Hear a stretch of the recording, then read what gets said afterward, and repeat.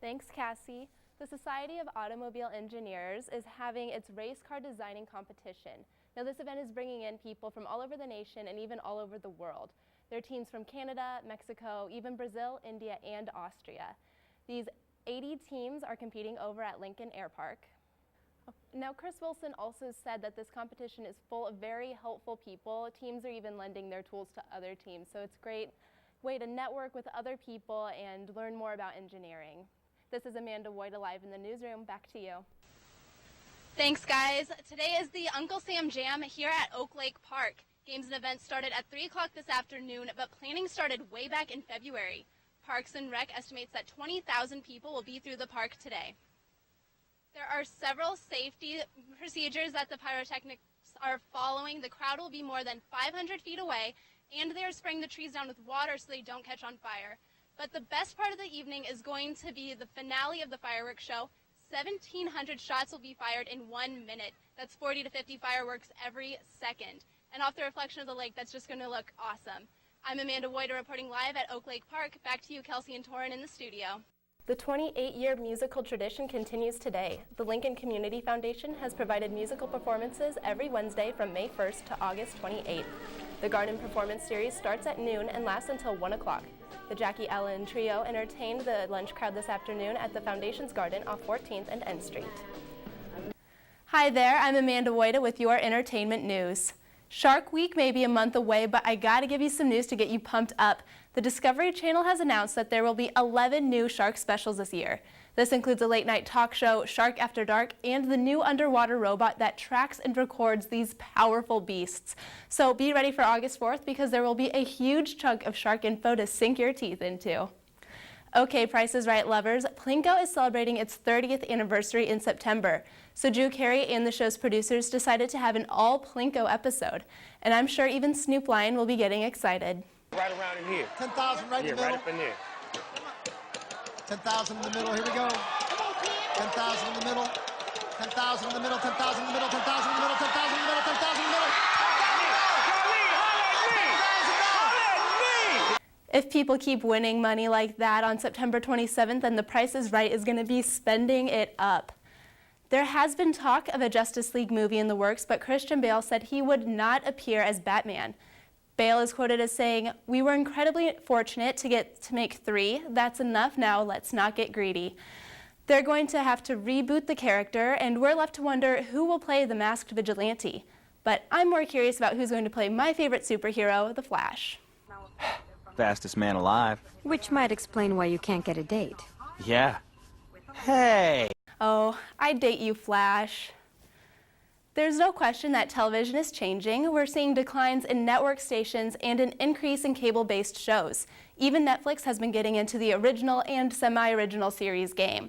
Nominations haven't been announced yet, but shows like House of Cards, Arrested Development, and Lilyhammer are eligible to be nominated for an Emmy, and some are even saying they are contenders.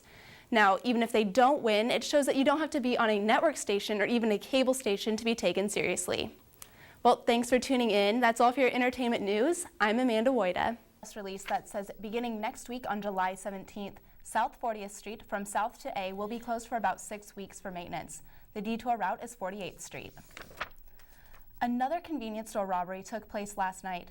3 men entered Casey's General Store off 40th and Adams Street and threatened the 2 employees by holding a semi-automatic gun to one's head while the other gathered the money. The 3 suspects are described as black males in their 20s. This is the 13th convenience store robbery this year. Welcome back to Star City News. Nebraska's cash reserve is expected to reach an all-time high. Tax revenues are boosting the reserve up to $679 million. The fiscal year ended on June 30th and brought in more than $4 billion, which is 8% more than what was predicted. Now that our state has a large backup fund, Governor Dave Heidemann says that lawmakers should focus on new tax cuts. And more financial news for Nebraska. We were named the 4th best state for businesses. CNBC ranked all the states in several different categories, contributing to the overall rankings. Nebraska placed 3rd in business friendliness, and we are in the top 5 in quality of life. Falling behind South Dakota at number 1 and Texas at number 2, last place went to Hawaii. Our state has slowly been moving up the polls since 2008 when we were ranked 22nd. It's experiencing thousands of dollars in damage to their high school. Vandals broke into the building early Tuesday morning and smashed the sprinkler system, flooding the school. Most of the flooding took place in a construction area, and the superintendent says it is only a minor setback, and most of the puddles are gone. So far, there are no suspects. For a long time, the United States has held the title of fattest country in our hemisphere. But now Mexico has passed us in obesity ratings, with 32.8% of adults labeled as obese. The United States weighs in with a rating of 31.8%. However, countries on the other side of the globe beat both the U.S. and Mexico, like the Pacific island Nauru, which has an obesity rating of 71%. With summer comes fresh produce. But for those who don't have the space to plant vegetables, community garden programs like Community Crops and Nebraska Wesleyan's The Big Garden provide plots of soil. Once their vegetables are ready, these gardeners can use them however they want. Some people do share, and that's a great way to get, maybe one person's growing one thing and you're growing another, you can share it. And a lot of people give it away to their other friends and family, and some people grow specifically just to donate to a food program.